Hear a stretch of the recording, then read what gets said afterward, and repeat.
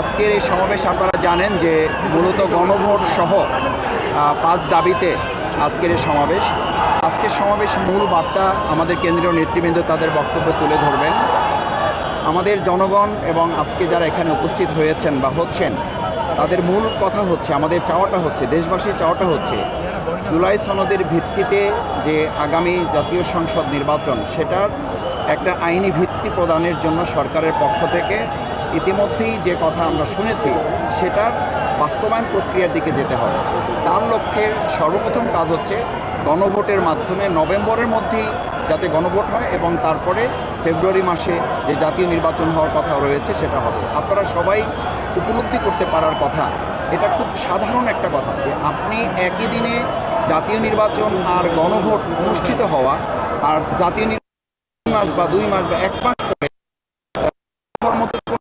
নাই, কারণ গণভোটের যে মতামতটা আসবে সেটার উপরে তো জাতীয় নির্বাচনের অনেকগুলো বিষয় নির্ধারিত হবে। এখন আমরা শুনতে পাই যে কোন সংবিধানের ভিত্তিতে হবে, তো আমরা যারা কথা বলেন তাদেরকে আমরা জানতে চাই যদি সংবিধানের ভিত্তিতেই হয় তাহলে তো আমাদের নির্বাচনই হওয়ার কথা 2029 সালে, তাহলে তো এখন প্রধানমন্ত্রী শেখ হাসিনা, তাহলে তো এখন আমাদের বেগম খালেদা জিয়া তার তো মানে জেলখানায় থাকার কথা, আমাদের সালাউদ্দিন সাহেব যিনি কথা বলেন তার তো শিলংয়ে থাকার কথা।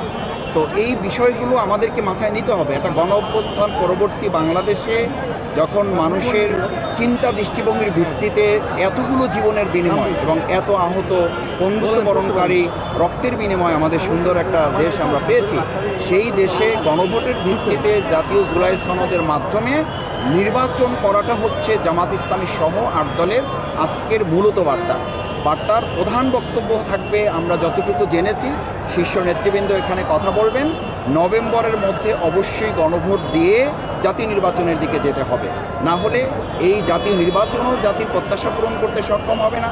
কারণ আপনারা জানেন যে ইতিমধ্যে একটা দল তাদের প্রাথমিক প্রার্থী তারা দিয়েছেন, সেটাও তারা বিভিন্ন জায়গায় ইতিমধ্যে রদবদল করার কথা বলছেন, তাদের মধ্যে সংঘর্ষ হচ্ছে, রক্তারক্তি হচ্ছে, খুনাখুনি হচ্ছে। তো আমরা তো একটা গণভোটের মাধ্যমে জাতীয় জুলাই সনদ যদি কার্যকর হয় তাহলেই কেবলমাত্র এই যে লেভেল প্লেইং ফিল্ডের কথা বলতেছি, আইন শৃঙ্খলার মানে যে অবনতি ঘটছে এগুলোর উন্নতির কথা বলছি।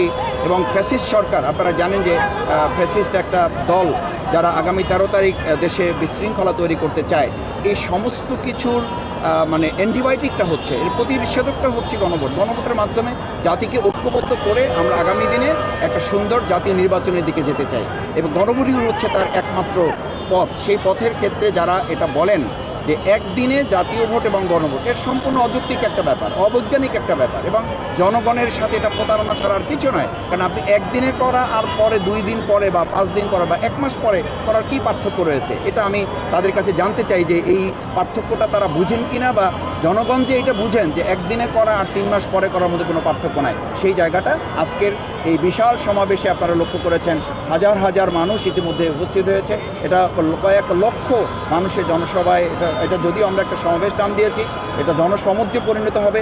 আমরা আশা করি অন্তর্বর্তী সরকার এটা বিবেচনায় নেবেন এবং অতি সত্বর তারা নভেম্বরের মধ্যেই গণভোটের তারিখ ঘোষণা করবেন। অনেক ধন্যবাদ।